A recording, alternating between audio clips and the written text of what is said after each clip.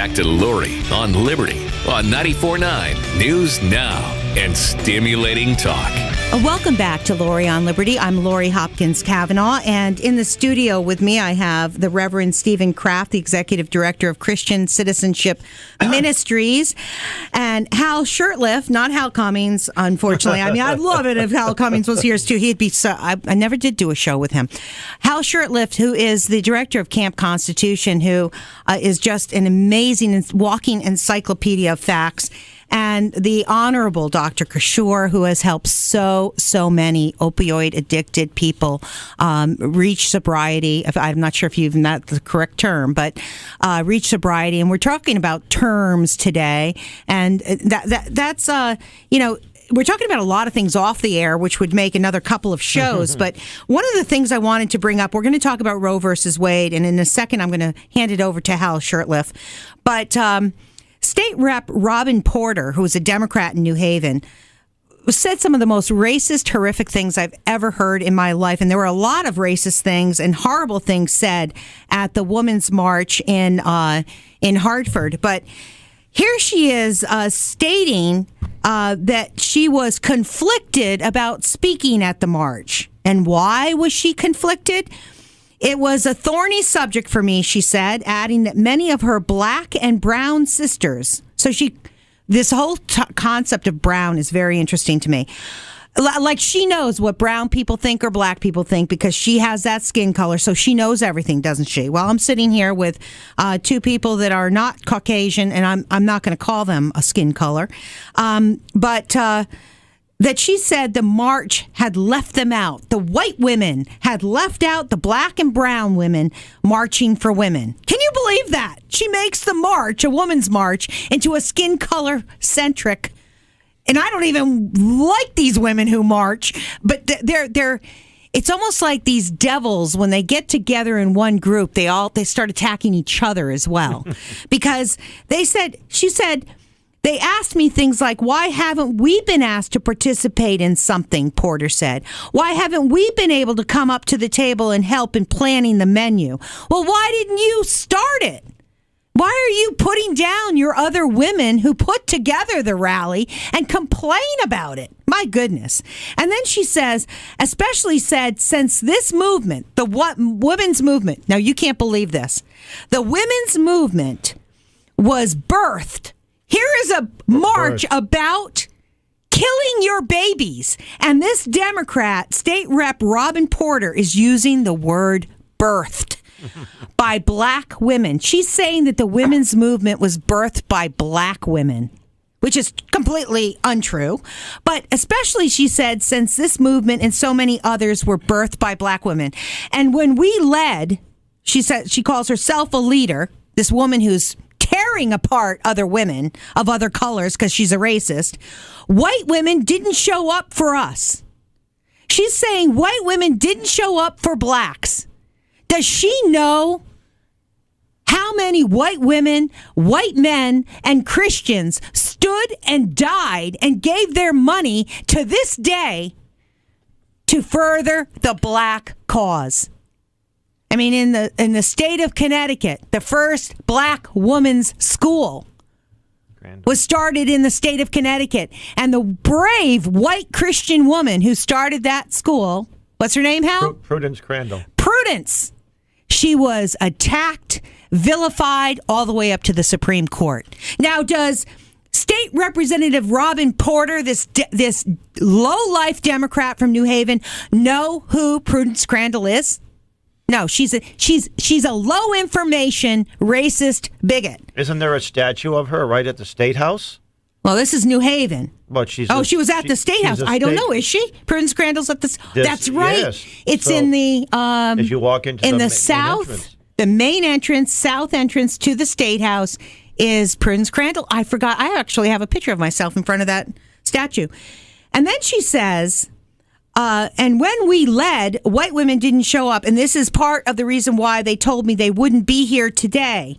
Because, frankly, they were sick and tired of what they felt was white women hijacking their history and work and discounting their worth. Now, I'm going to turn this over to Hal first. Then I'm going to turn it over to the Reverend Kraft, who is a black man who is going to have, I think, a few choice words for Representative Robin Porter in a moment. But Hal, can you believe this woman? I think there is a white woman that was a big supporter of the black women's rights movement. Her name was Margaret Sanger. She was the founder of Planned Parenthood. She was a racist and a eugenicist, and she considered blacks to be inferior. She considered Mediterraneans to be inferior. So my wife, who's half Greek, she's half inferior in the eyes of Margaret Sanger. She said more for the fit, meaning more for the white people, less for the unfit. That is someone that they hold up as a hero, and she hated black people. Do you think State Representative Robin Porter from New Haven even understands the roots of Planned Parenthood in the genocide of black American babies? Reverend Kraft would say, and I would agree, spiritual deception. She's deceived, and she seems to like her deception to make such outrageous She's statements. got a lot of hate in her, this woman. There's a lot of hate at this woman's march. For those of you who want verification, there's a website called Planned Parenthood. It's an expose of the beginnings of Planned Parenthood. And there's also a letter. The original letter is at the Margaret Sanger Archives at Northampton, Smith College in Northampton. You can go online and find a copy of this letter. And this isn't some fabrication. This is a letter. It was dated 1939, and it was addressed to a Dr. Gamble. Dr. Gamble lived in Milton, Massachusetts on Adams Street. And I actually visited that residence, and I read the letter into a video. I did a short little video. And I was going to read the whole letter, but it's just a little too long-winded. But she was concerned that people would construe her Negro Project as a means to eliminate the black race. And she organized this Negro Project to control the births. Planned Parenthood wasn't involved in abortion at that time. It was still illegal. But she very much involved in sterilization programs and so-called family planning to have fewer blacks. Anyway, sounds rather Hitler-esque. Right. And she said that we need to use pastors, black clergymen. But in this letter, now Dr. Gamble, who was his family was the Procter & Gamble company, and I'm not saying that they had anything to do with it, but that's his background. He didn't like the idea of hiring black doctors to promote these things because he was more of a segregationist. And he was actually the head of the eugenics movement in the United States at that time. And what's interesting, too, that Margaret Sanger employed a Nazi doctor, Ernest Rudin. There you go. And Dr. Rudin would actually write in Birth Control Review. This would be in the 30s. The Nazis learned from Planned Parenthood. They learned about sterilization projects, because we did it here. You had a lot of states that would court-ordered sterilization. It's sort of a dark chapter on history. It was done by, and it was Democrats and Republicans, too. It wasn't just well, it's Democrats and Republicans today that are allowing the genocide of Americans. That's right. So there's a lot of people that promoted this, and you'd be surprised to hear some of these names. So that's an important history. So Margaret Sanger is a white woman, and she came from an upper-middle-class background. Oh, she married into wealth, too. So she used the wealth of her husbands to be able to advance this cause. So what would you say to this woman, Robin Porter, this state representative? She's making laws that affect families and affect whites and blacks and all of us. And she's a racist, and she's sitting up there attacking women. They're all attacking each other, and they're all lying to each other, and they're all deceiving. We were talking about deception. She took an oath to defend the U.S. Constitution and the Constitution of Connecticut. She is not fit. Those statements indicate to me that she is not fit to hold office because of the views she articulates. Yeah. It's all hate. It's hate. Reverend Kraft, you're a black man who knows a lot about the history of Planned Parenthood. It must sadden you to know what they have accomplished, the genocide of 60 million Americans since 1972. Since 1972, 60 million Americans dead. And meanwhile, they say that we have to open our borders because they want to get rid of the United States. They want to get rid of our country, and that's the way they're going to do it. Kill our babies. First of all, let me make a few observations, Lori, to your listeners. I am a born-again Christian that by God's design said that I would be black. And actually, if you look at my skin color, I'm not black. I'm brown, but I love God. The whole idea of race is a lie from the beginning because there's only one race, the human race. Mm-hmm. But there are many cultures or tribes within the human race. The Bible is clear in Acts chapter 17 that we all come from one blood through three of Noah's sons, Ham, Japheth, and Shem. So there's only one race, the human race. And the word human comes from the prefix hue, which means color. Everybody is a person of color, whether your color is white, brown, yellow, red, or black. So that's the first problem. Second problem is this woman, Robin Porter, she's a communist. Black people didn't put her in the Connecticut State Senate or Assembly, wherever she is. She was put there basically by whites that put her in that position because there wasn't enough black people to vote her into that office. Democrats specifically. Yes, and the Democrat Party is not controlled by blacks. It's controlled by whites. Right. So we have to understand and recognize that all the problems that we have with this race issue, quote unquote, are already preordained because you're dealing with a spiritual force. Racism isn't something new that started in the last 50, 100 years. It's been here from the beginning of time because it's based on fear, it's based on hatred, it's based on pride. That's the second problem. Third problem, there's a booklet that Hal gave me a year or 2 years ago called Color, Communism, and Common Sense. It's a small booklet, but here's the essence of the booklet, Lori. It was written by a former black communist at high levels. His name was Manning Johnson. He was duped into the communist organization at a high level because he thought that white people were were black people's problems. But he had a Christian foundation. And once he discovered that the communists were only using the blacks as pawns, as they do to this very day, in order to destroy the United States of America, he got out of the Communist Party and came back to his Christian roots. That's the third problem. Fourth problem is recently as 2009, a sitting Supreme Court judge, Ruth Bader Ginsburg, she was quoted as saying that we were given Roe versus Wade because at the time the thought process was that we needed to have a law that would eliminate certain populations that we didn't want too many of. There's the motive right there. It was an agenda from day one. And the bigger question is why, after all these years, whether we had Democratic or Republican majorities in Congress, and in the Supreme Court, we still have Roe versus Wade on the books. The Democrats... Well, actually, it's not on the books. All that Roe versus Wade did was overturn all of the state laws that were passed by legislators and voted in and signed by governors. In fact, I want to mention there was this pioneer in women's medicine, Horatio Storr. He was a Boston doctor, a Harvard grad, back in the mid-1800s. He pioneered... he looked at abortions as very degrading. In fact, the original feminist movement horrible. Were pro-life, and they considered abortion to be degrading to men. Yes. Seneca Falls, New York, is where they considered the birthplace of the they believed movement. in free love and some things that I don't subscribe to, but to that I would agree.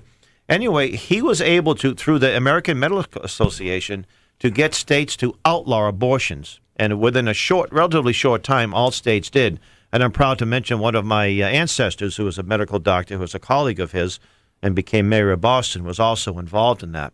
And then it wasn't until the mid-'60s, the Kinsey Report came out in the 50s, and the big foundations like the Rockefellers and the Internationalists were working overtime to destroy the moral fabric of our country. And I think the first state to outlaw, to repeal their abortion laws was New York or California. It was one of the first two, and it was Ronald Reagan as governor. And I believe he did since change his position on that subject. Well, and then in '72, in January of 22nd, I believe. Now, the Supreme Court, if you read Article 3 of the Constitution, they have no power to strike down laws passed in states, all the states. Yeah. So the Attorney General could have said, who was a Nixon, it was a Republican administration, we are not going to enforce that decision. We are not going to go to the states and say, you now have to allow people to have abortions. Mm-hmm. And that can be stopped very easily. And why hasn't it in 40 years? People want abortion. We have it because too many people want abortion. That's the problem. Well, that's a spiritual problem that we talk about. As a woman, okay, I cannot understand how any woman, and I don't judge, if a woman has had an abortion, for whatever reason she has had the abortion, I am not judging you as a person on your decision. I don't understand it. I don't understand how any woman who is designed and created by God to deliver the most miraculous gift to our society could have been convinced to murder that child. I don't understand it. Now, there are times... They're raised in a culture that have... And so in some respects, they're victims, too. Mm-hmm. They are. And that's why I'm not judging. Because I know friends. I have girlfriends. Some who I can judge because they've had multiple abortions. And they one time, if you make a mistake and you have made a decision, people make mistakes, they make decisions. You got to learn from them. But I know women who have been devastated by abortion. Psychologically devastated. There's a group called Women Exploited by Abortion, WEBA. And most women, when they do have abortions, they have horrible physical and psychological impact. Absolutely, because there's no way you can just normalize the fact that you're tearing a human being out of your body and killing that human being. And men are making bottom money. Who was a doctor in Philadelphia that the Obama FBI of all FBI's arrested him. He was killing. This man, they were mocking and ridiculing He's these in jail. women, women's rights and their right to do this. They were mocking them as they were in their clinics, and he made millions of dollars. And he's in prison. They're suffering. For late-term murder of a live fetus, they call, which is a baby, That's a real it baby. means little one in Latin. Fetus means little one?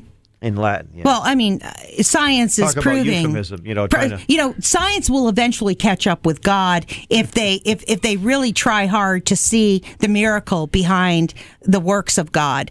And Dr. Kishore, I have to ask you, what would possess a woman who? I mean, when you're pregnant, and I know this from giving birth myself. There's so many hormones in your body. Your entire body is sort of embracing this human being and producing everything for the sustenance of this human being. What happens to a woman? How can a woman allow that to be terminated and kill a baby to be killed in her body? See, once again, terminology is the key. We use terms that make it acceptable. And part of it is the way they segue into accepting something as brutal as killing a life. A lot of this will go away if we have a proper definition of life. Life begins at conception. If we agree to that, rest of it is history. It does not happen. We got to see that when 23 chromosomes from the man, 23 chromosomes from the female, it's a new life altogether. It's no longer a woman's property or a man's property. It's a property by itself. And the state has a right to protect, has a duty to protect this child who is in the womb. And if we accept that, a lot of this will not happen. Right now, we have not thought about it when we pass Roe versus Wade. What exactly are we doing? The uterus is not just women own their body parts, so women have a right. A lot of this will go away if we accept life begins at conception. And Roe versus Wade, to pick up on, that's such a great point. Roe versus Wade never argued the right of that child as a unique human being. That's right. That argument legally has never been made on a federal level or a state level what's anywhere. Fascinating is Norma Ray McCovey, became a Christian, and she became a pro-life activist. Yes. And that child was born. That because by the time it got to the Supreme Court, 9 months has gone up. That child is born. Yeah.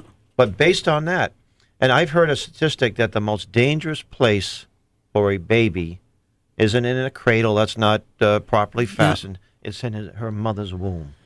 Rocky is on. Rocky, welcome to the Lori on Liberty show. Rocky, you still there? Rocky has his own great show, and he's joined us today. What's on your mind, Rocky? Good morning, Lori. Good morning, guests. And good morning, Rocky. It's a great show. Afternoon. I'm learning a lot from you guys, and I just wanted to share with you one thought. If I told you that I have a nice, a beautiful puppy dog, a dog, female, she's pregnant, and because of inconvenience, because we're moving out of state, or whatever the reason, at some point I'm going to have an abortion of that dog and kill all the sick puppy in her belly, everybody would go crazy. Well put. Well, you remember when Michael Vick, the quarterback, he was involved in dog fighting. Right. And oh my goodness, he was basically castigated for all that horrible. But abortions, I guess, they're okay. No, you're right. They people care more about trees, hugging a tree, than hugging a newborn baby. The Holy Scripture teaches us that in the end time, the people will have a form of godliness denying the power thereof. And that's the problem we're facing. It's spiritual. Correct, brother. The problems, I'm glad you said that. You're a confirmation. Yes. I am a minister of the gospel. The problems at their root are spiritual. And until we deal with the spiritual aspect of evil and sin, we'll never get solutions to these critical questions. And that's, Pastor, and that's where we're going to go after it. After the powers in heavenly places, they are demonic, and they're deceiving our people, black, white, or otherwise. Yeah. Right. And we're going to fix that inch by inch through Jesus Christ our Lord. Thank you. Yeah. Rocky, thank you so much for calling in. Be a hero, save a whale, save a baby, go to jail. Hug a tree. We've got to take a break. We're going to be here for another half hour. You're listening to Lori on Liberty. I'm Lori Hopkins-Cavanagh, and our conversation for the next half hour is going to continue to be Roe versus Wade. There's a lot of things to talk about, and you're welcome to call in 860-464-9490. That's 860-464-9490. If you like the show, if you have a question, you can email me, lori@gmail.com. You can follow me on Twitter at Lori on Liberty, or on Facebook, Lori Hopkins-Cavanagh. So don't go away. And how much more time do we have, Chris? I don't have a clock in front of me, so we have about 20 seconds. I do want to say that, that it's this clock that matters. We are replacing Americans. The powers that be that want to take down the United States are very strong, and they're global powers. So the question is, why are we killing 400,000 Americans a year? Why are we committing genocide every year in our country? Don't go away. We'll be right back.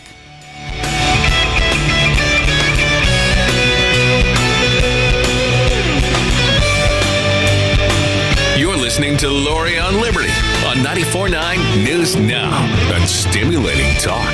We'll be right back. Back to Lori on Liberty on 94.9 News Now and Stimulating Talk. Well, welcome back to Lori on Liberty, and we have a full studio today. We're talking about Roe versus Wade, and in the studio with me is Dr. Kishore, who has dedicated his life to saving lives, especially of those that are addicted to opioids.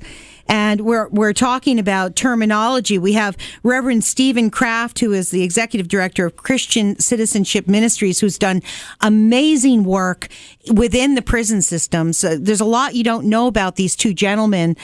They'll be back on the show again to talk more about their their true work. They're here today to talk about Roe versus Wade and Christianity, and Hal Shurtleff, who is the director of Camp Constitution. And if you don't know, Hal, what's your website? CampConstitution.net. CampConstitution.net. If you have a child in high school, in middle school, Whole families. the whole family can Children. go. It is an experience. It'll be a life-changing experience. August I 5th promise to you. the 11th in Pittsfield, Massachusetts. Oh, that's And great. We've got these two gentlemen are instructors. Uh-huh. We have Lord Christopher Monckton, a British lord, who's an incredible man. Professor Willie Soon, one of the top incredible climate scientists Funny. in the world. Funny.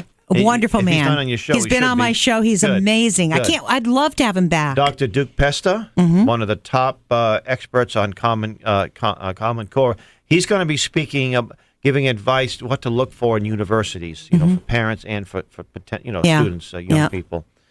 And so we got a great lineup this year. And also, Chris Ann Hall, who is someone else you should have on this show. She's a constitutional attorney, travels all over the country. When she's not in Haiti doing missionary work, she's traveling around the country with her son and husband, who's a pastor, preaching on the Constitution.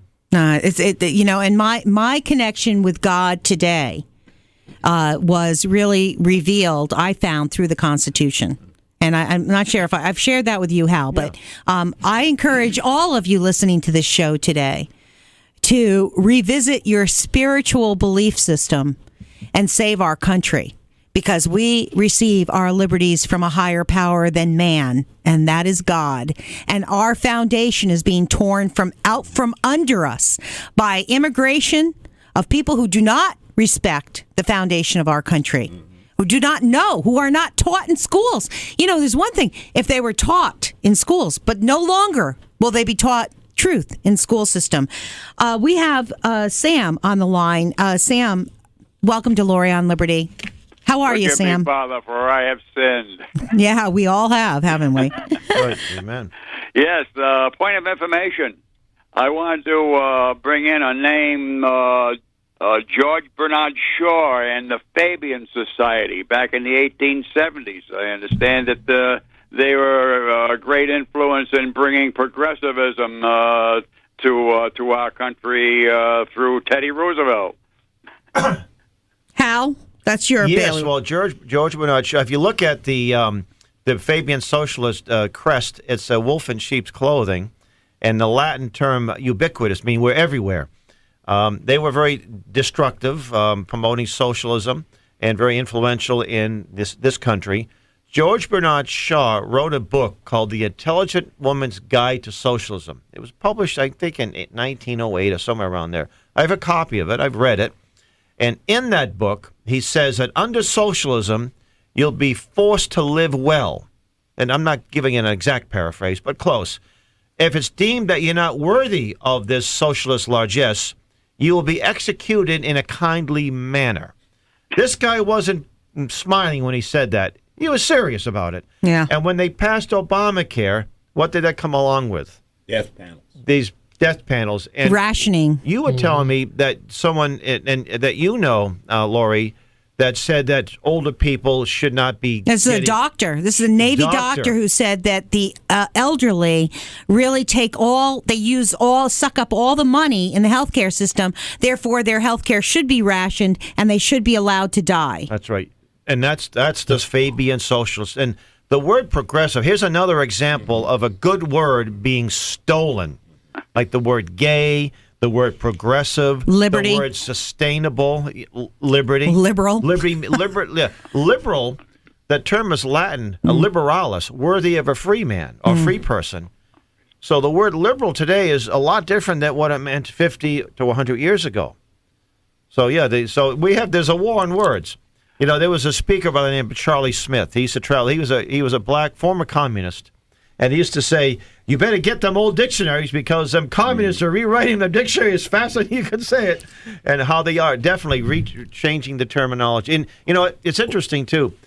We can sit with one of these people that has a socialist worldview. We can use the same language, but we're meaning totally different things. Exactly, Hal. I'm glad you brought that point up about terminology. For example, what the caller when he used the term progressivism and progressive. There is nothing about progress that lines up with the ideologies of today. If anything, they are regressionists. They are going backwards. They are not progressing, because if they are progressing, one must ask oneself, progressing to where? And progressing to what? And Sam brings up that George Bernard Shaw, and he was believed in eugenics, and he also believed he was a polemicist. Yes, and see, for example, the term a polemicist or a polygamist? No, it says polemicist. Controversial. Yeah, but that other term you taught me today. No, I used it wrong. Eugenicist. Yeah, eugenicist. But no. We were talking about something pedophiles else. The term pedophile. Oh, yeah, there's no such term. A person who is a pedophile. What a pedophile who practices pedophile is a or person pedophilia. that's attracted to young, like infants or young children. A pederast is someone interested in teenage, like prepubescent. Okay. So there's two different terms for a pedophile. Basically, there's a. You see, back when depending on age in Boston, there was a certain amount of Catholic priests that were engaged in pederasty, but the media that goes against the Catholic Church because of their stance of on abortion and homosexuality were referring to them as pederasts, pedophiles. Pedophiles. But they weren't going after 2- and 3-year-olds. They were going after mostly pubescent boys. 12, 13, 14-year-old boys, Or but they don't want to make that distinction. And if you go to one of these so-called gay pride parades, you will, at one time, they banned them because there was a lot of outcry, but groups like the North American Man-Boy Love Association were very welcomed at these gatherings. And they're welcome in Connecticut with the Advocate. There was a whole article celebrating that the man-boy love. They do at these parades. I don't want to mention. I dress up like Jesus and nuns. They dress up as nuns and. It is disgusting. It's horrible. And see the epitaph Uncle Tom. Yeah. Whites who oppose this wicked agenda are called racists, and blacks who oppose this wicked agenda are called Uncle Toms. But again, the term Uncle Tom has been distorted. Because if one reads Harriet Beecher Stowe, Uncle Tom's Cabin, and does the research on who was Uncle Tom, what they'll discover is Uncle Tom was a patriot, and he had great courage. Because when Simon Legree, the wicked slave owner, promised Uncle Tom that he would beat him to death if he did not tell him where he hid those 2 slaves, and Uncle Tom let Simon Legree's overseers, who were 2 black real Uncle Toms, overseers, beat him to death rather than to divulge where he hid those slaves. Oh, wow. So those who use the term Uncle Tom to disparage black conservatives are ignorant. So you say thank you for calling me an Uncle Tom because he was a courageous man. He was courageous. Sam, just for a moment, Sam, was there a point to your... I skipped. What brought George Bernard Shaw to my mind this past week? One of his quotes I saw, and I can only paraphrase it in the sense that no progress was made by reasonable people. Only unreasonable people, reasonableness will make real progress. So that's the whole playbook of the Democrat Party. There you go, and that's the definition of progressive today. Unreasonable. I have a friend. Great job, Sam. He's our camp doctor, and he's a good old Southern boy, that beautiful Southern drawl. And when Trump got elected, he said, the Democrats haven't been this angry since the Republicans took their slaves away. That's awesome. Dr. Kishore, did you have something? Yeah, I think, same thing is seeping into the addiction treatment. Now, we don't call addiction anymore. We call it drug use. And we do not call methadone and Suboxone as drugs that you just give temporarily to get the people off the other drugs, but you call them replacement therapy as if it's acceptable to keep them on these drugs for the rest of their life. And that's the point, though, isn't it? Isn't it the point of this therapy to make sure they're addicted for the rest of their life? That's exactly where we're going with the increasing numbers of methadone clinics and doctors who prescribe these narcotics called Suboxone, very powerful narcotics. We're pushing people into slavery like no other time. Yeah, and mostly, and it's affecting, it's amazing these laws that the Democrats come out with to so-called protect parents, to protect kids, are actually the laws that lead to their demise and the demise of liberty and freedom. And see, like Doc just said, the terminology they're used today for drug addiction is called opioid disorder syndrome. Yeah. Can you have an opioid disorder syndrome? No, what is that? You're a junkie. You're a junkie. You call there you them go. dope fiends. A dope fiend. And but you know what? Listen, you can personal experience. Exactly. Okay. Steve from Dianic. Steve, he's my favorite fisherman.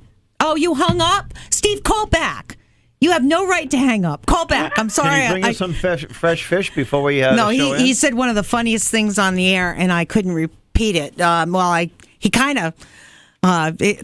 one of the best shows I ever did was about the fishermen in Connecticut that aren't allowed to fish anymore. Mm-hmm. The fish are literally jumping into their boats because there's so many fish and they have to throw them back. So the boats will be seized. Yeah, well, and they carry guns. Those government enforcers, they carry big guns, and So, Steve, call back, please. Who's waiting on the line? I'm still here, Hillary. Oh, Sam. Okay. Thanks for calling in, Sam. Okay. Appreciate the call. I appreciate you bringing that up. And he's just amazing. He brings up something from history every single week, which is so wonderful. Another Fabian socialist was John Maynard Keynes. John Maynard Keynes? Yes, he was an English socialist who was very influential, not just in England, but also in the United States. Mm-hmm. The term Keynesianism. Oh, yes. And he was an economist. Yes. He did have a wife. Mm-hmm. He traveled through Russia when no other Westerner was allowed. He designed the Soviet currency. He was an advisor to Franklin Roosevelt. And he was also a pedophile, homosexual, that exploited children of color in North Africa and bragged about it. Oh, my God. But you'll never see that aspect. They teach his economics. And in 1919, old John said that he wrote a book called The Economic Consequences. I know we're getting a little off topic, but I think it's important that the same people that are promoting, for the most part, socialist programs are also promoting the destruction of morality. It goes hand in hand. Absolutely. But he said that he talked about inflation. Yep. He said that governments can steal a vast majority of their citizens' wealth, and he was approving of this. By a process known as inflation, and not one person in a million will know it. Yeah. Well, there's a lot of way the government steals wealth. But, Steve, they steal your fish. Hi. They steal your fish, don't they? We're not talking about fishing today, but anyhow, Happy New Year, Lord. Happy New Year, Steve. Never miss your show on Sundays. Kind of a difficult call to make as far as abortion goes. It is difficult. Yeah, it's very difficult. It's a two-way street. Going way back, 30 plus years, being informed as a male that your child was aborted without your knowledge after 3 to 4 years. It's very difficult. That stinks. It's very, very, very, very touchy. I don't know what to say. Did this happen to you personally, Steve? It did. So tell me, and this is where I'm furious at the women's movement and at men in general for allowing this to happen. The American male is being destroyed in everywhere you look. You especially if you're a white American male, you are the most evil person on earth. You are the person that they want to get rid of. Right. And by taking away your progeny, they're doing that. Exactly. You had every right to have a child. I'm sorry, you did. If there was Go ahead. The right to make a choice.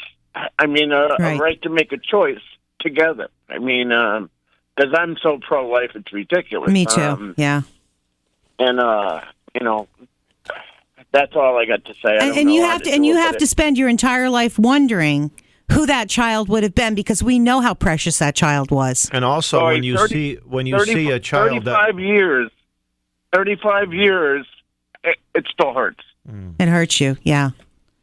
Well, thank you so much for calling in. I appreciate your sharing that with us. On the flip side of that is the man who is the father of this of a child and forces the woman. And that happens all the time. Thank you so much, Steve. And that's why the Playboy Foundation supported abortion so much. Thank you. Love you too. God bless you. Happy New Year. Because if you want to be a Playboy, you can't be bogged down with children and a wife. Yeah. So abortion was a very convenient tool for the Playboys of the world. Yeah, they don't want to take care of it. It's a that Playboy it makes me he's disgusting to me, Hugh Hefner. But women are being indoctrinated into this lifestyle to think that they're equal to a man sexually, and I cannot say that anything is more harmful to a woman than to take away her uniquely feminine soul and spirit and being and make that into what a male feels, thinks, and be how a male behaves. We are not men. I never wanted to be equal to a man. I think women are superior. I never once wanted to be equal to a man. I wanted to be able to do what I want in life, have my own liberties, have my own rights in terms of, not my own rights, but the same rights as men, but equal? No. Can I give, again, being the preacher, the biblical ideology?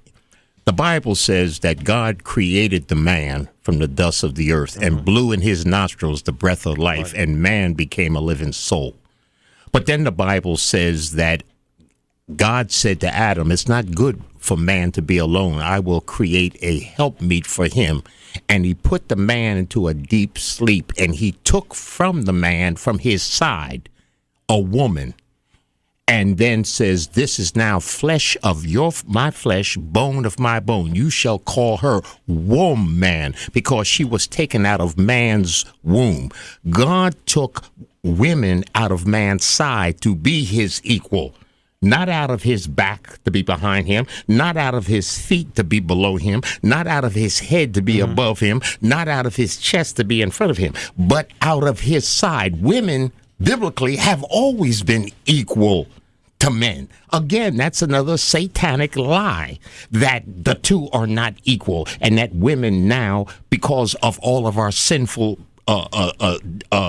ideologies, have to think that we have to some kind of way separate the genders. And now with this gender identity lie, we have men thinking that they're women on Monday, men on Tuesday, and a combination of both on Wednesday. It's horrible. It's getting crazier by the minute. Gender fluidity. And when I mean equal, we're not equal. We're equal in terms of law, but we're not equal in terms of who we are. You can't have a baby. That makes me really special. Okay? So you guys, I know you're jealous that I can have a baby and you can't. No.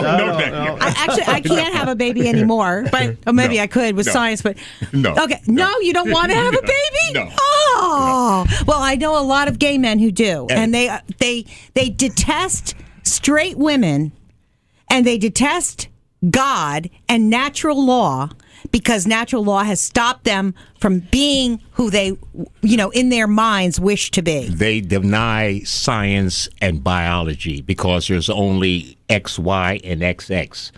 So when men think they're women, they're really deceived. They're nothing but a man with a dress on. And men, I say on the show many times, I've said, I love testosterone. Where would the world be without testosterone?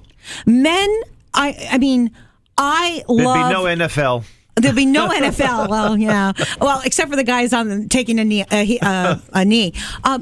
Truly, men have sacrificed their lives. They have been the most incredible savior to a woman at her most vulnerable times in life, and we no longer can appreciate that. We can no longer appreciate a baby, the magic and the blessing from God of this unique new human being. We have killed 60 million Americans, 60 million American babies. And the only reason that Democrats want that to continue happening is so they can destroy our country. The reason why globalists, the United Nations, that includes Herbert Walker Bush. That's right.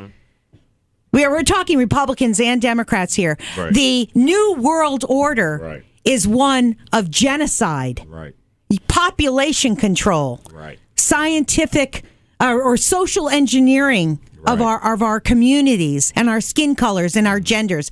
It's as evil as it gets. I don't see anything worse. Exactly. I agree. When I was a student at Harvard Divinity School from 1993 to 1996, they told us that all of the research that we would do would be based on 3 types of analysis: class, race, and gender. And class, race, and gender, yes. And class, race, and gender was not used to unite the people, but to divide them.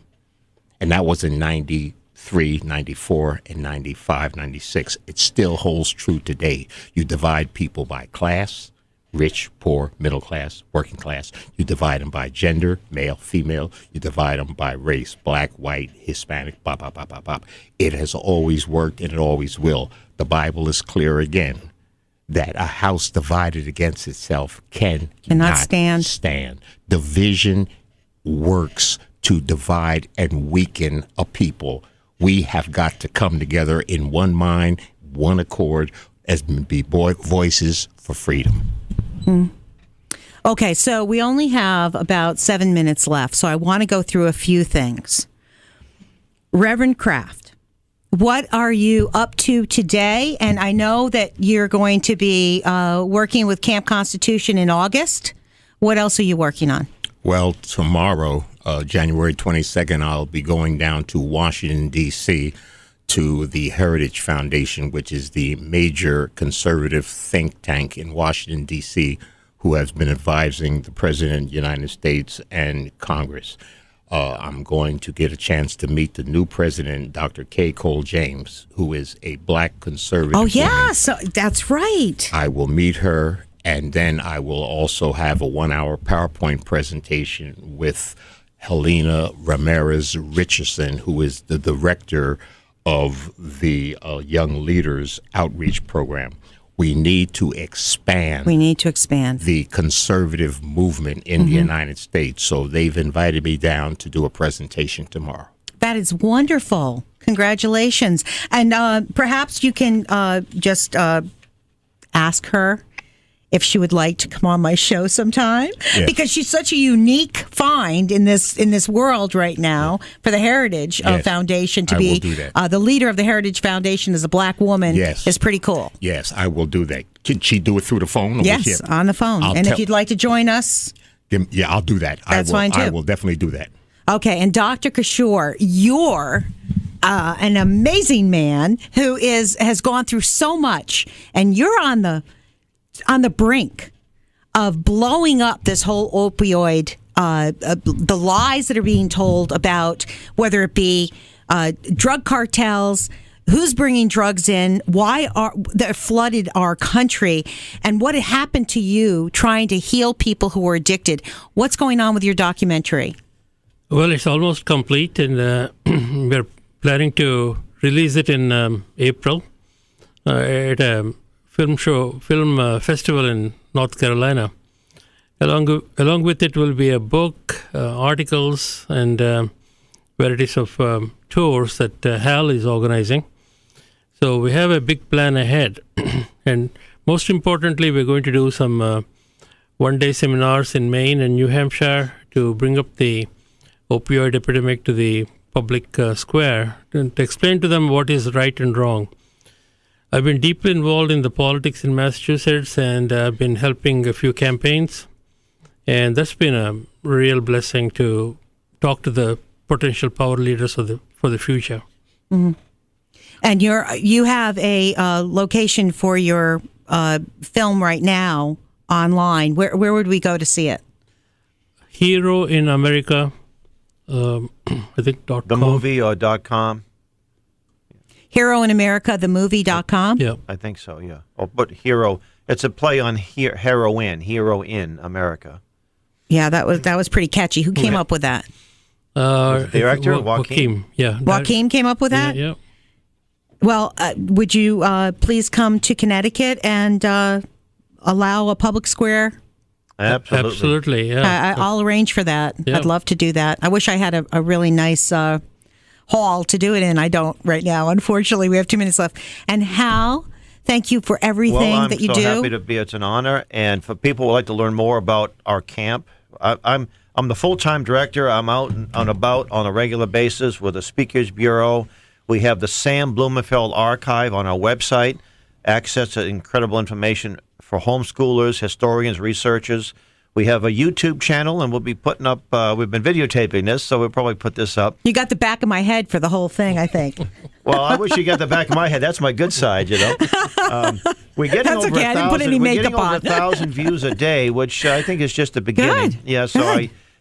Visit our Facebook page, and we have events coming up all the time. We're going to have actually a breakfast open house at our camp, not our camp, the one we're using, in Pittsfield on April 7th. So and you're not too far away, if you want to be able to get up there and see the camp, where the actual premises, and meet some camp instructors and some campers, April 7th, go to our Facebook page for more information about that. All right, awesome.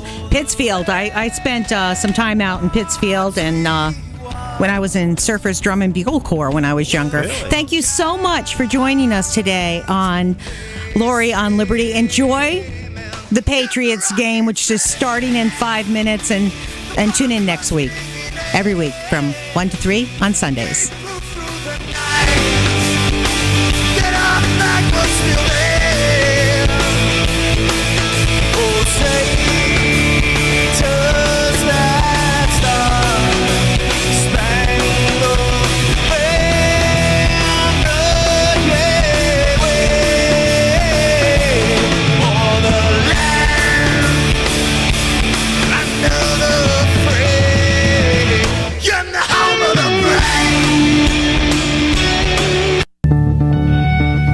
It's time for Lori on Liberty on 94.9 News Now. And here she is, Lori Hopkins-Cavanagh.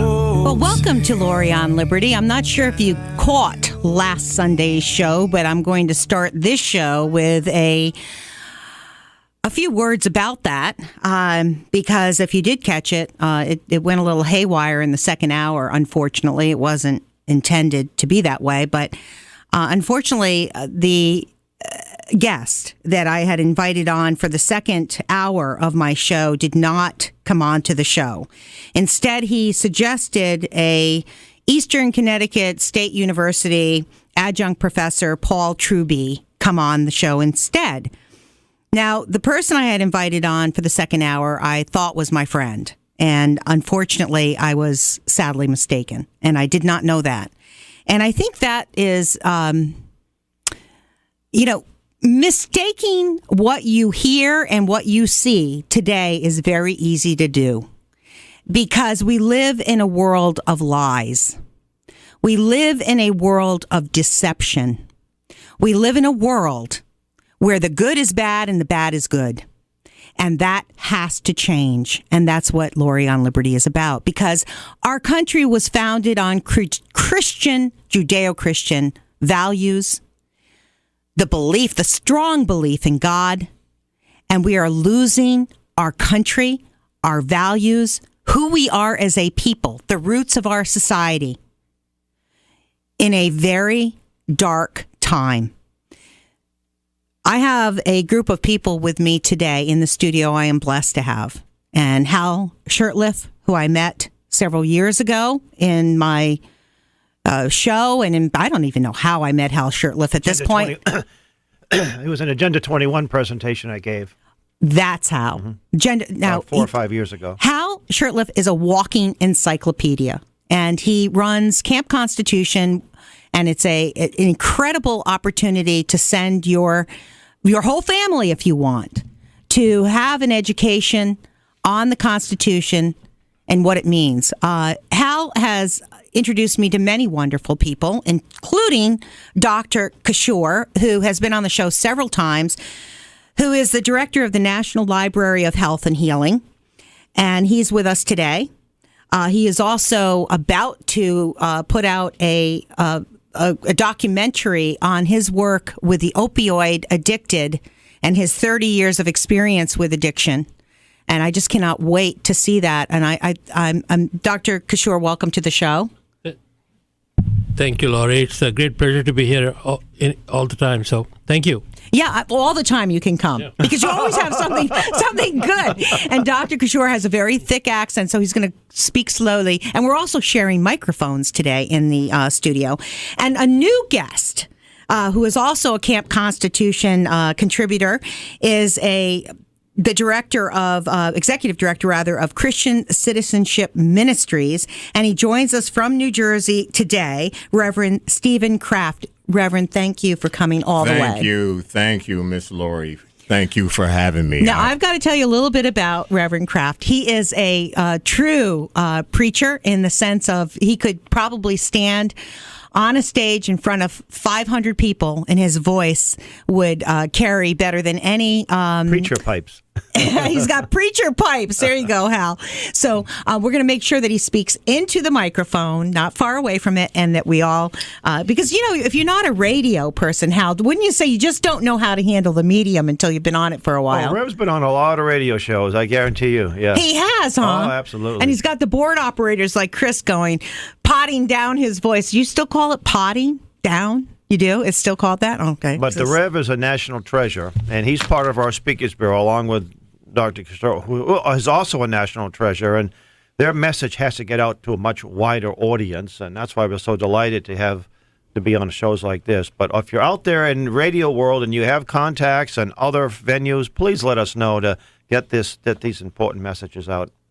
Yeah, I've got to say that the experience level in this room right now, in terms of knowledge in all areas of our life, is pretty extraordinary. Because Reverend Kraft he spent a lot of time in prison systems, helping prisoners, and I intend to do a full show on that subject matter, and I hope you join me for that show, Reverend Kraft. Yes, ma'am.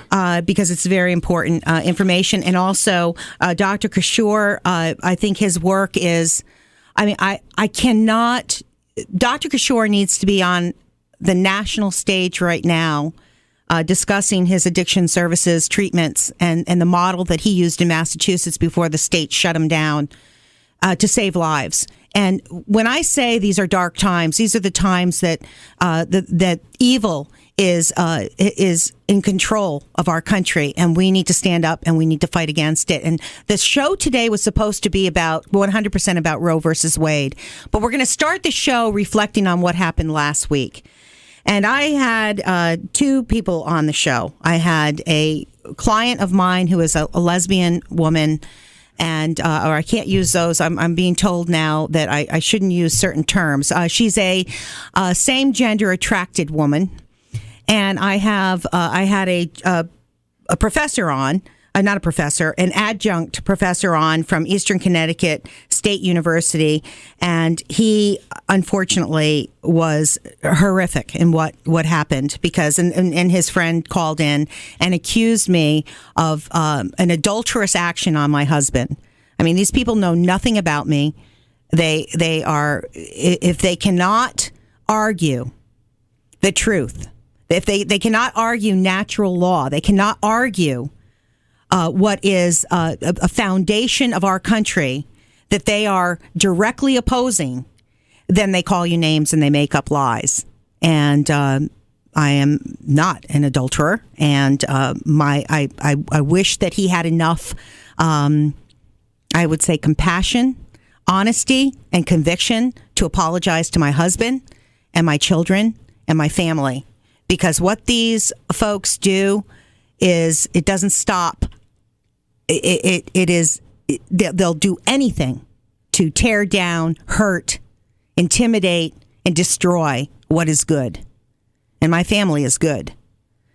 So we talked about this law in Connecticut that was passed in May, the gender conversion law, therapy law, which strips parents of their right to choose doctors, strips doctors of their right to perform therapy, unless that therapy is ordered in order to change the sex of a natural person.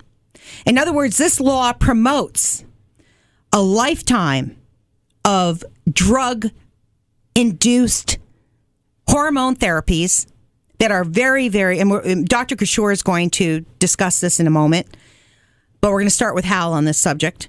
A drug cocktail for the rest of their life, having their body parts lobbed off or added to, and they will never be the sex that they want to be, or they think they want to be.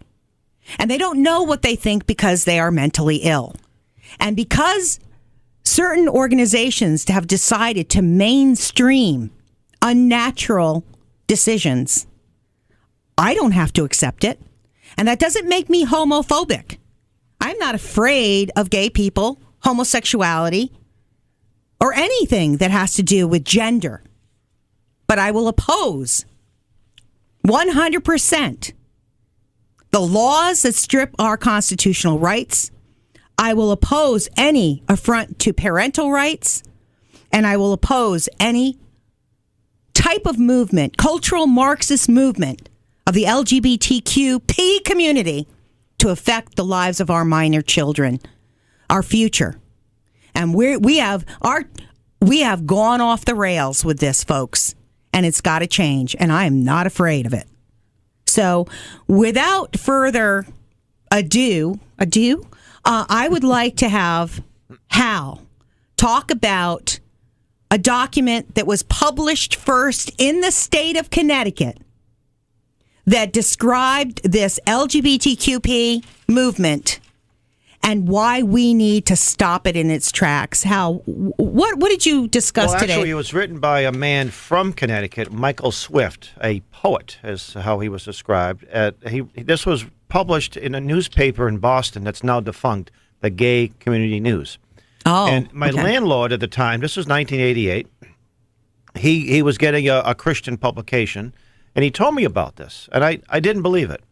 I said, no, they would never. It was called the Gay Manifesto. And it started off by saying, we shall sodomize your sons, emblems of your feeble masculinity. And it went down from there. It talked about wherever men and boys congregate, you'll find us there in the military, in academia, in Boy Scouts, et cetera, et cetera. And if you oppose us, we will kill you, we will fight you, and what have you. It was pretty horrendous. Well, I called the newspaper, and I never forget the conversation I had with him. The man was almost ashamed of the publication. And he admitted that it was published, and it was a man named Michael Swift, a gay poet. And I said, well, obviously he was not a heterosexual, right? Something like this. And I said, are you trying to get people to sympathize with your cause? Because the average person seeing this is going to be quite taken back by this. And he was trying something to the effect that it was just a parody. It really wasn't meant to be taken serious. But if you look since 1988, what has happened, it's coming to fruition. Yeah, I see it here. I've never read it before. Online. You can find it. It's online. It's all over the place. Actually, it was Congressman William Dennemeyer, I think, from California, actually read it in front of Congress back in the late, early 90s. So it was entered into the congressional record, I believe. And basically, we had a conversation this morning about the fact that the LGBTQ community cannot reproduce their own. Well, so it's test tube babies. Test tube babies, yeah. Without using science, they cannot reproduce their own because it's unnatural. And just tell me a little bit about natural law and what it means to our country and what it means in this current state of darkness that we're in. Well, maybe Reverend Kraft could be best handle that. Reverend, you want to talk about that? Actually, God's law, I think, would be more. Well, yes, the term God is the author of nature's law. Exactly, and the term the law of God. There are two kinds of laws. Martin Luther King expressed there's just law, which lines up with the law of God, which is the Ten Commandments. And then there are unjust laws that are man-made laws that contradict the law of God. And any law that contradicts the moral law of God in the Ten Commandments is no law at all. Or an unjust law. an unjust law is no law at all, and it is supposed to be nullified or ignored. So when we discuss these issues, we have to look at God's moral law, which is the Ten Commandments. And if the law contradicts what God says in the Decalogue or the Ten Commandments, we are not to obey it no matter what the cost. Now, it was another person from Connecticut, Noah Webster, who authored this incredible dictionary. You can still get, I think it was the 1828 dictionary. Mm-hmm. And you look up the word homosexual, it's not in there because the term hasn't been coined. But the word sodomy is in there. And he didn't believe in introducing people to sins. He just called it a crime against nature. So that's the natural law concept. It was a crime, and that was it, nothing else. Now, natural law, did that come out prior to the Constitution being written? Yes, the term man's, but it was always, God is always the author of natural law. God is always the author of natural law. You know, Cambridge, Massachusetts, City Hall.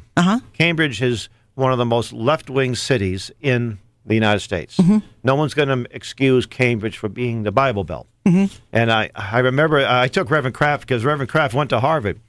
He didn't notice this when he was going to Harvard. Mm-hmm. Over the City Hall, etched in stone, and I can't remember it verbatim, but it goes something like this. All men's laws must reflect God's laws or they have no validity.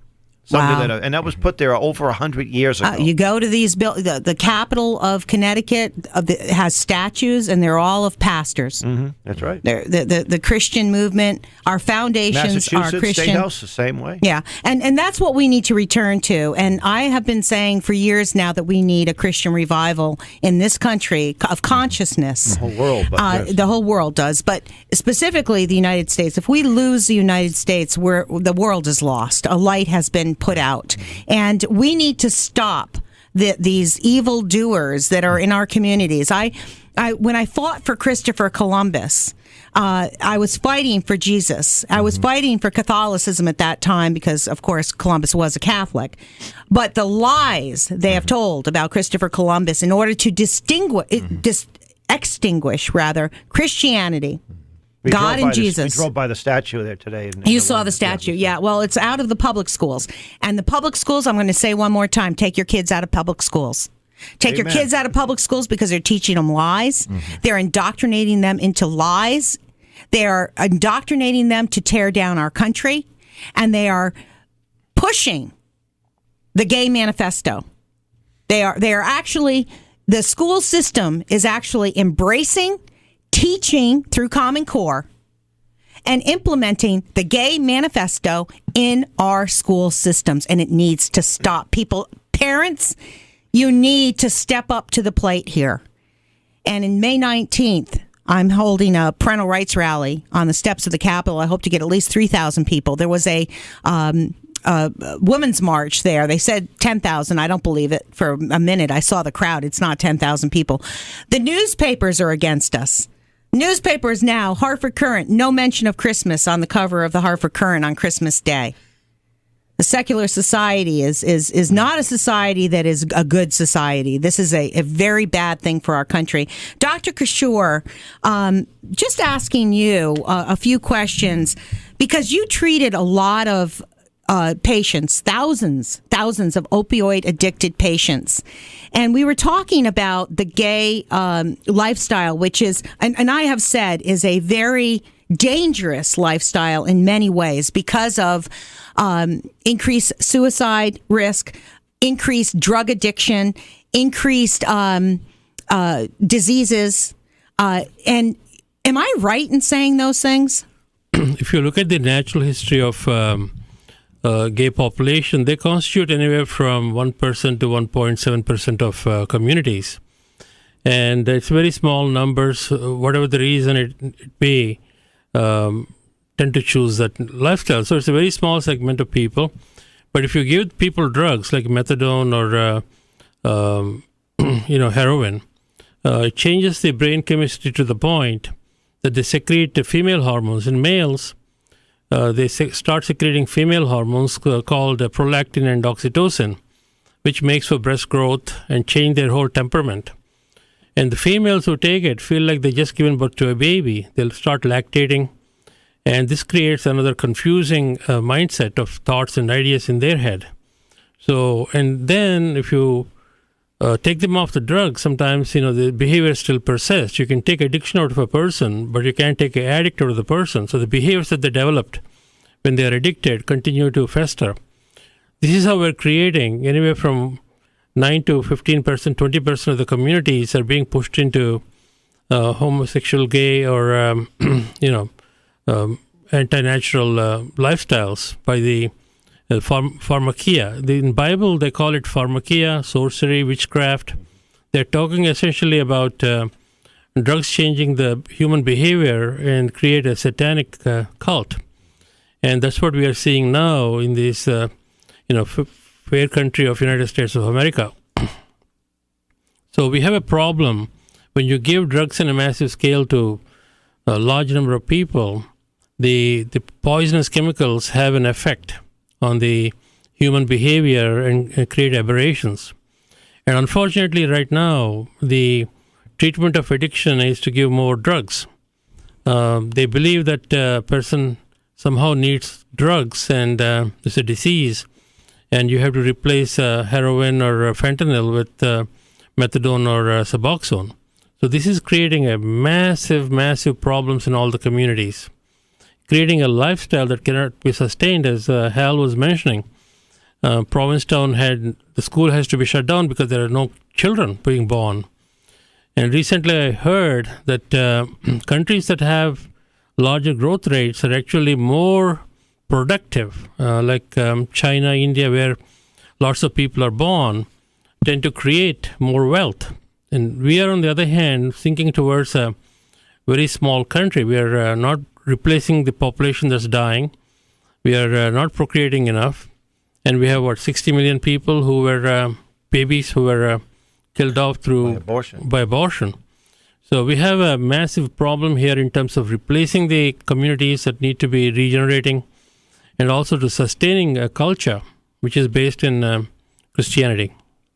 Thank you. But one more question on that before we take because we're going to have to go to a break.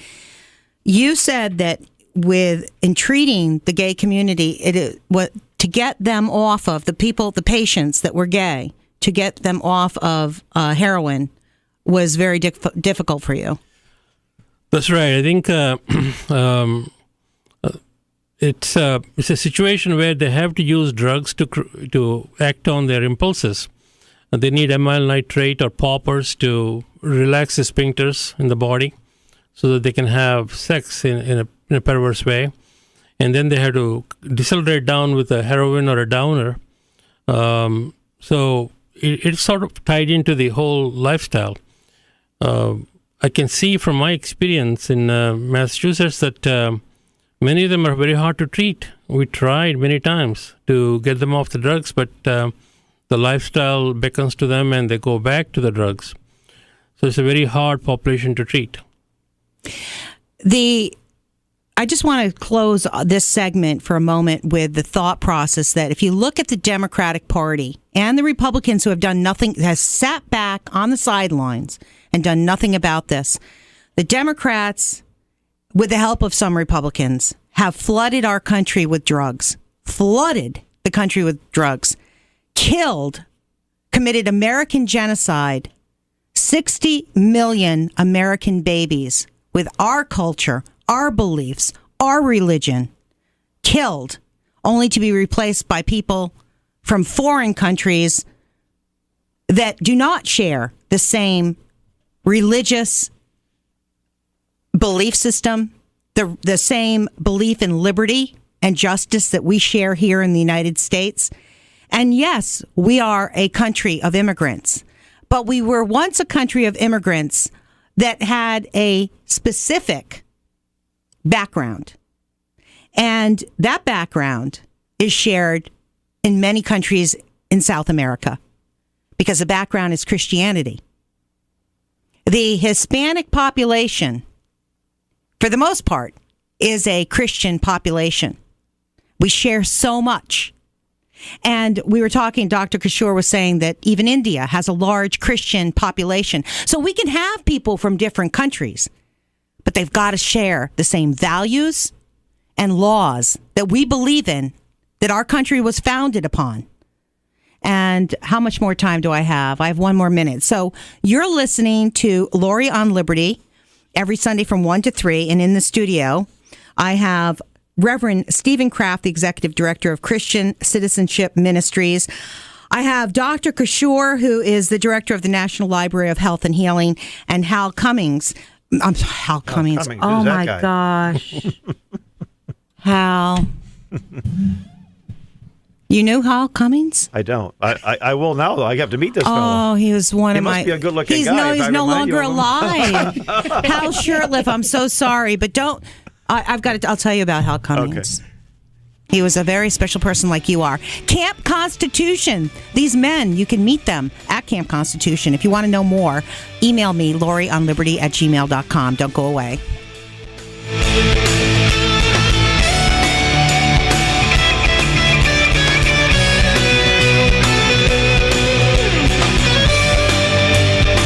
You're listening to Lori on Liberty on 94.9 News Now and stimulating talk.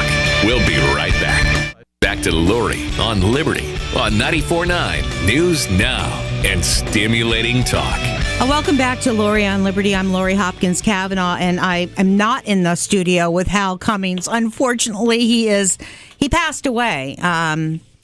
And he was, if anyone listening to the show today knew Hal Cummings, he was a man that was very special to me. He was a guide and a mentor and an amazing trial attorney, constitutional conservative trial attorney, which is almost an oxymoron in the state of Connecticut. But Hal Shurtleff, who is also larger than life in so many ways, and a mentor. All of these gentlemen today in the studio with me are my mentors, and I'm very grateful to be surrounded by such incredible people in my life, and 3 of them are in this studio right now. We were talking about the LGBTQ community, the homosexuality agenda that is in the Democratic Party, that is being accepted by Republicans, that is the antithesis of what we want for our children. It's the antithesis of God's law of natural law. It's very important to understand that where we get our liberties from, we as Americans receive our liberties from God, not from government.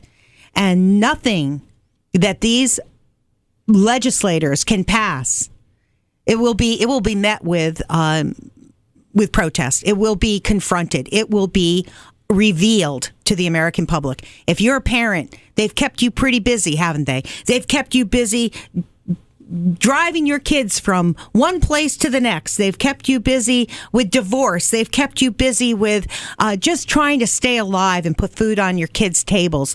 But what the government is not doing is supporting families. Families they want to destroy. And there is something really dark about our country today that we want to replace families on such a level that they've written it into our education system.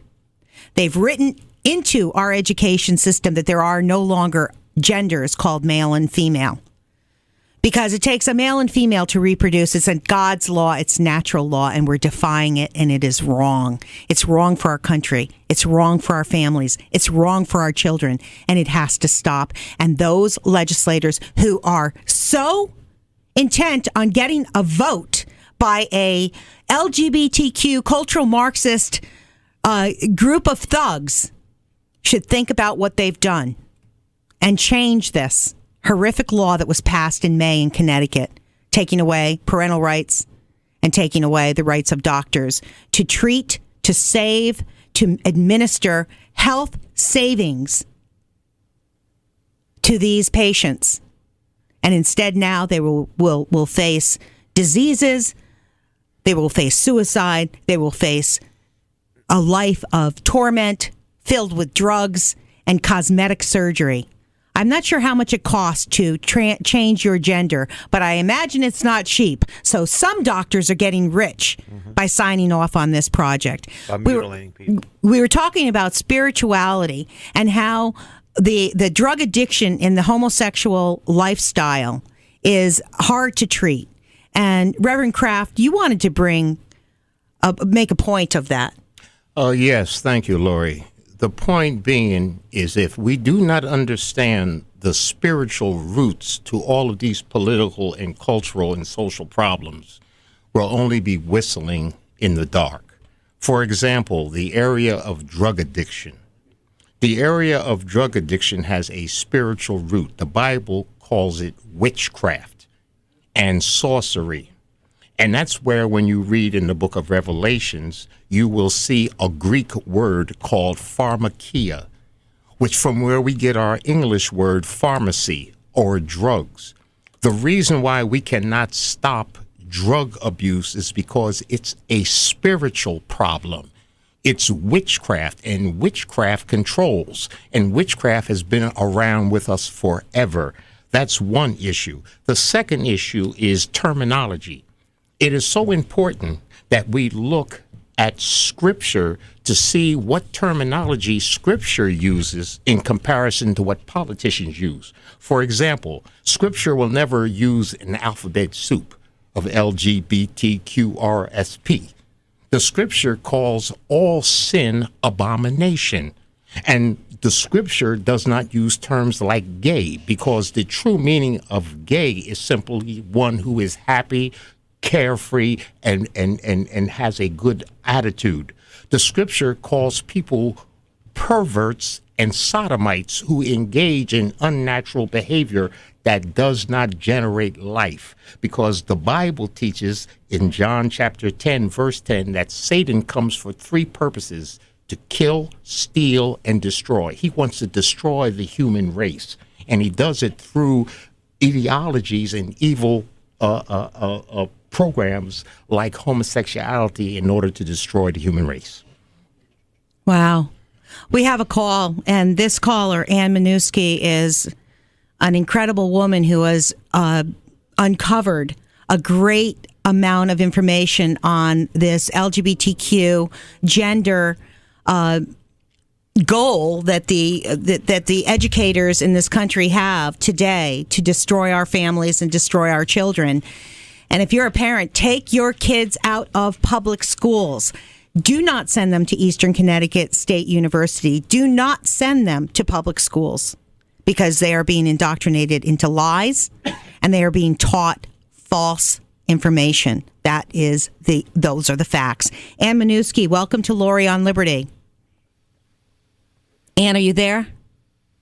Hi, Lori. Hey, I next week maybe a show with you. Okay.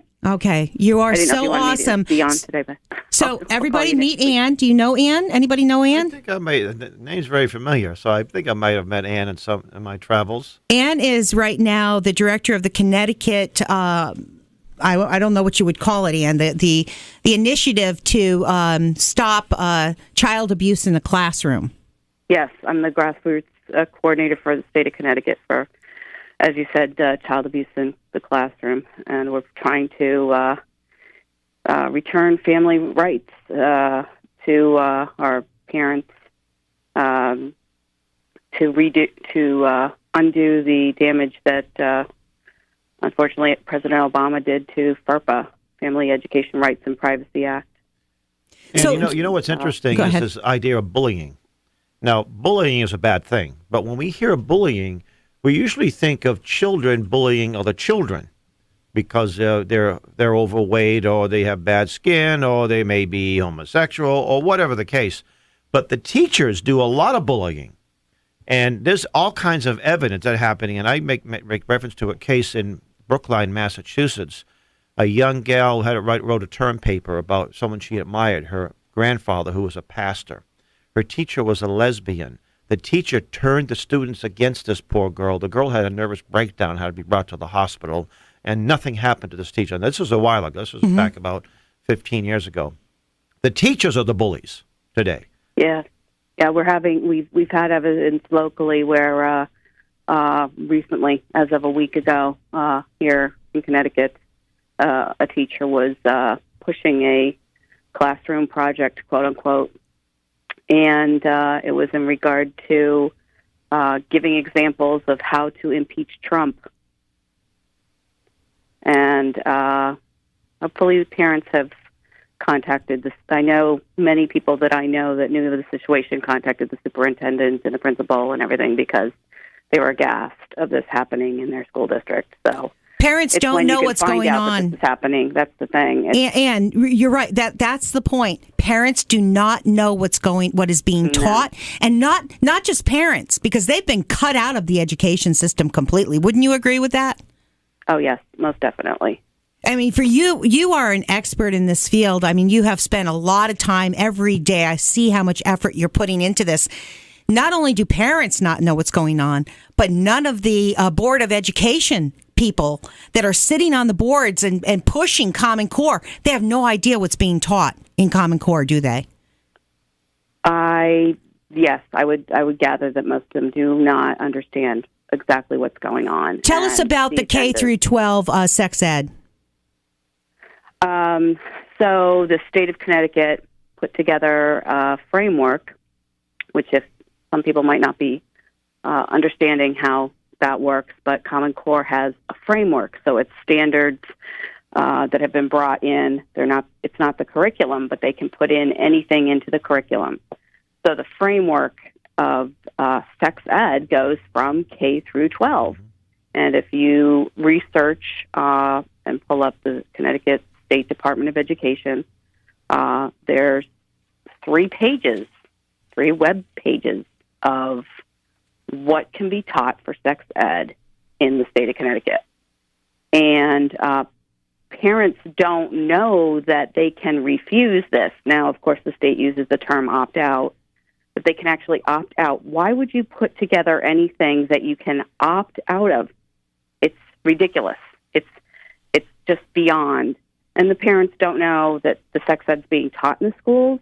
They don't know. They think it's just like it was back in the day, I'll say, 5th or 6th grade, biology, boys in one room, girls in another room. Well, that's not the way it's done anymore. And they're starting at kindergarten and starting with one parent informed me, well, it's hand washing and talking about touching disease. And it's talking about in Connecticut, touching, inappropriate touching, any kind of touching. Gender identity is being taught now in kindergarten. Well, I'm not specific as to gender identity in kindergarten. I'm not sure at what level, but anyone can go on the State Department of Ed website to see what are the possibilities of being taught. What I'm concerned about is the fact that the boards of education in our state, they are by law, by statute, to impanel a curriculum committee. They're supposed to have curriculum committees, which are local committees to determine what is being taught in the schools. And I've questioned that with our local board of ed, that where's the curriculum committee? I didn't find one to review this. I didn't find one in New London. Every city that I checked, I did not find a curriculum committee. Yeah, we haven't found one yet. We're I've asked and I'm continuing to ask, and I know it's uncomfortable for a lot of people to even ask this. And it's insidious. It's insidious that this is happening, and they're not having curriculum committees. They're not having parents come and say, this is the new curriculum we're having this year, because that's statutorily they're supposed to have a curriculum committee meeting or curriculum committee, and then they're supposed to meet, and they're not doing it. And these parents have no idea that that they're doing this, and then I'm getting the statements that, oh, well, they can opt out. Our poor parents are working 2 and 3 jobs just trying to put food on the table and just live in our state right now. I don't know if you've heard Duke Pesta speak at all. He's with the Freedom Project Education, and he is an expert on Common Core. He's spoken, 600 or 700 places in the last 4 or 5 years, all over the United States.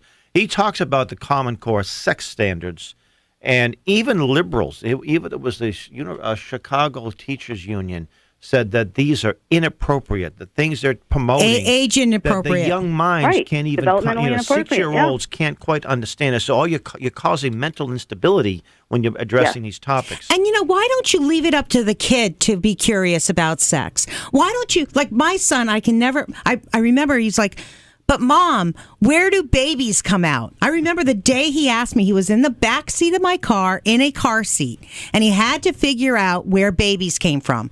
Well, I'm his mother, and it's up to me to decide what is appropriate for my son to understand and how I present the science, etc. I don't want some kindergarten teacher teaching my kid about sex when he doesn't know what a vagina is yet. He's a boy. He doesn't know what a vagina is.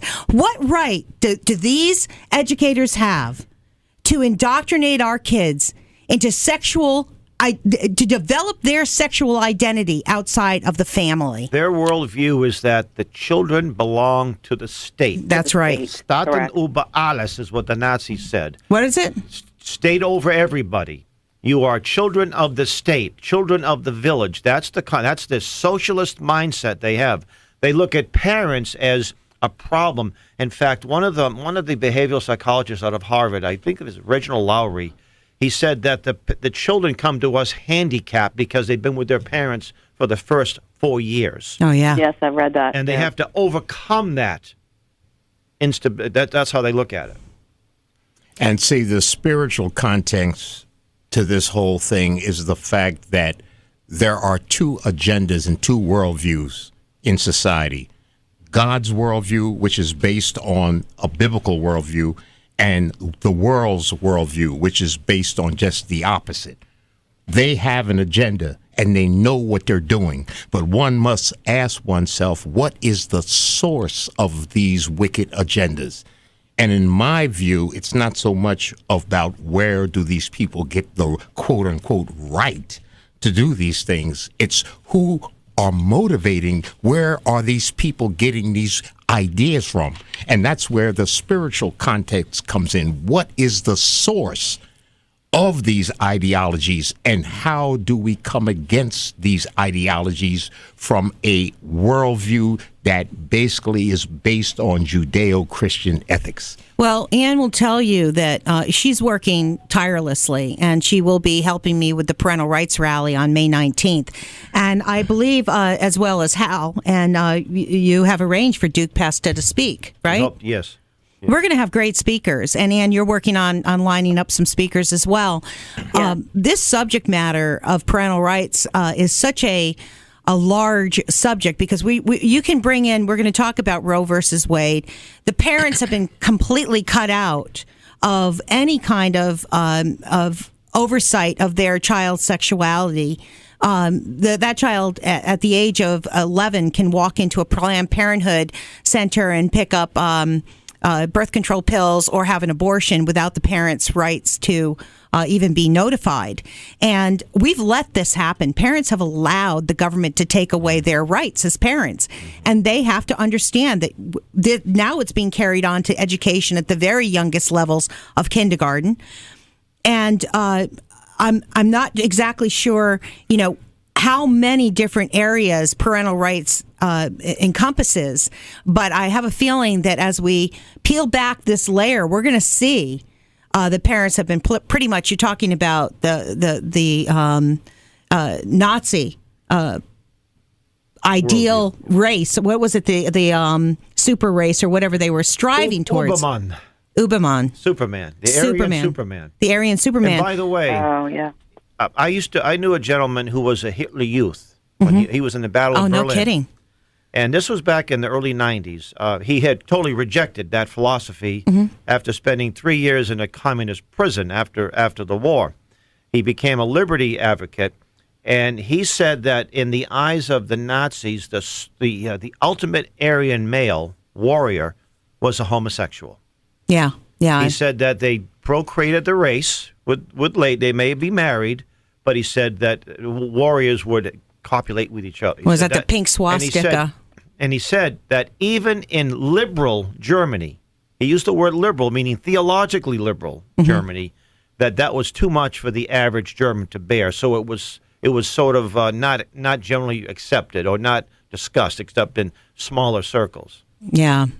And so how far have you gotten with this community, the review, Board of Review for these Board of Educations? How far have you gotten with that? Oh, well, I've asked the Board of Education about it. I've put in letters in the paper. You asked? What do you mean you've asked the Board of it? You've asked the State Department of Education? Oh, I've not gone to the State Department of Education. Okay, so yet. that's next. It seems like it. I've had some contacts with some attorneys, and in order to see the boards are supposed to be following law, so they're following some laws, but not other laws. Mm-hmm. So I'm understanding there's something else called a writ of mandamus that might need to be filed in order to make the boards of ed do their job, and then. You'd have to do it. I believe you'd have to file a writ from each town or city, or maybe you can do. I'm not sure if there's a class action writ of mandamus, but perhaps there should be. Well, that'd be something. That's a good point. Something I should probably look into, because that I think would at least shine the light in, and parents would then know what's going on in their school district. I've also filed, a FOIA to receive the curricular materials. However, since we've gone to Common Core and largely textbooks have been removed, I've received scope and sequence. My background is education, but I've not received the actual materials, which are what the kids are getting. And that's what we want. Well, I mean, the FOIA in Connecticut is almost impossible. I mean, the liars, they will, it's so corrupt. The government in Connecticut is so corrupt, especially in the Democrat-run cities. I mean, they literally will, they send you down a rabbit hole. They don't provide the information. They trample all over the law. They trample all over the Constitution. And basically, people go along with their everyday lives and leave it up to, folks like you and those that are in this studio with me today to sort of bring it to their attention. But we've got to make that rally a major statement in May. And oh, definitely. And thank you so much for all the work you do. And it's just amazing how much work you do.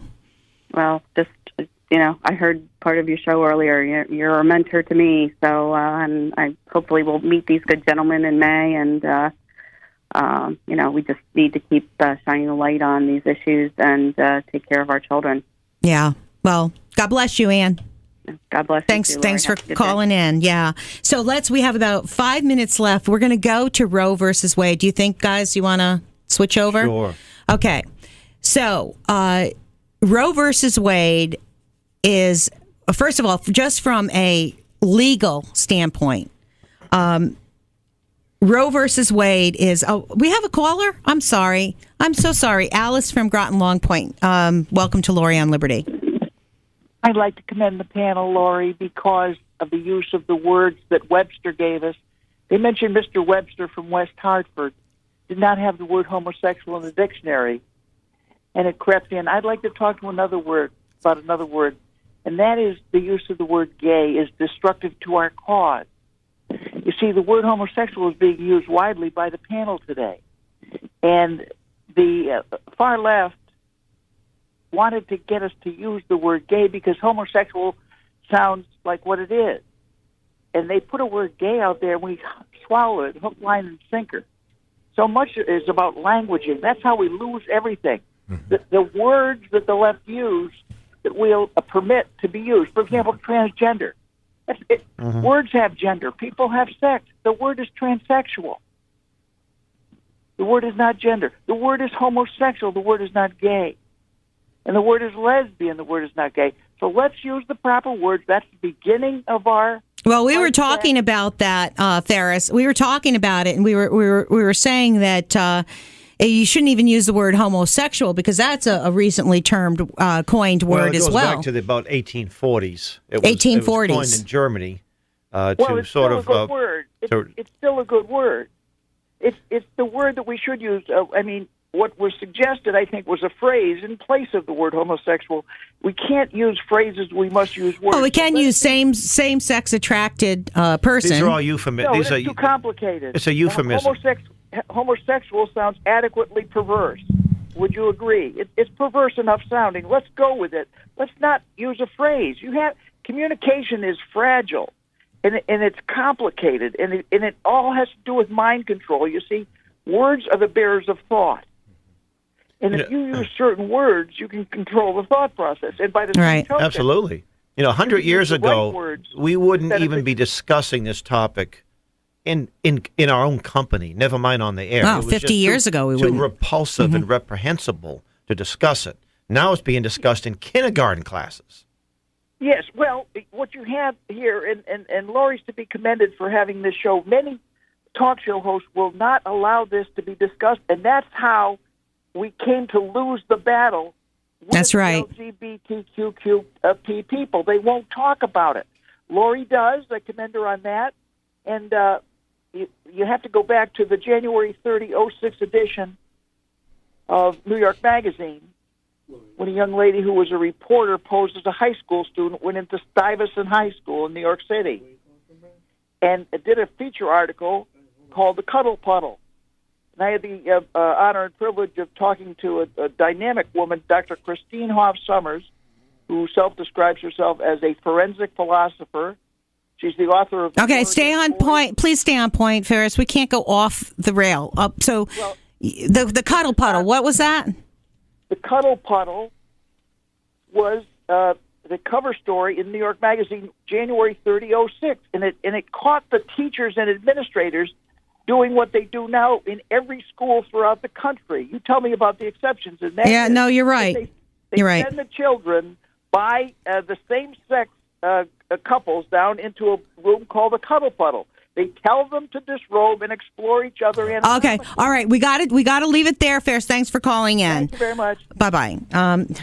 That was Ferris. He has to disguise his voice because most of the time he gets cut off. But this time he had actually, I know this is something that's very important to him anyway. So we have Brian from Quaker Hill. Brian, welcome to the Lori on Liberty show. Hi, how are you? I'm very well, thank you. Good.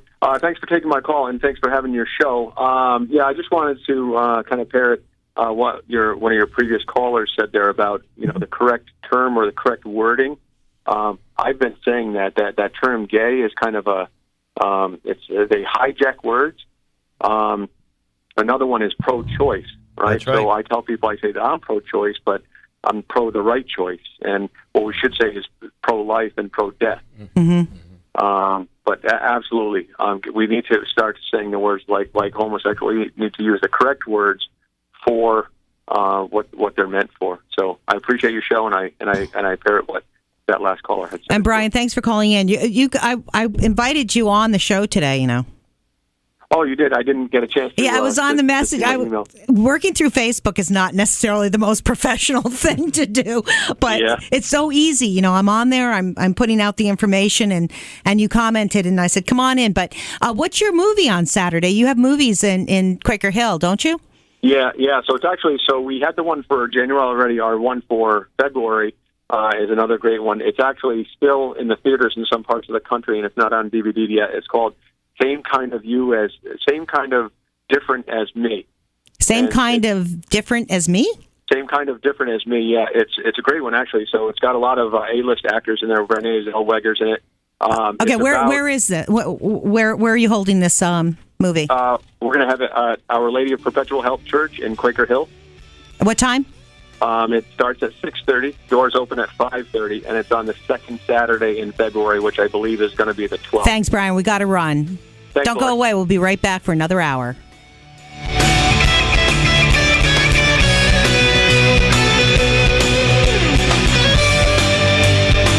You're listening to Lori on Liberty on 94.9 News Now. And stimulating talk. We'll be right back.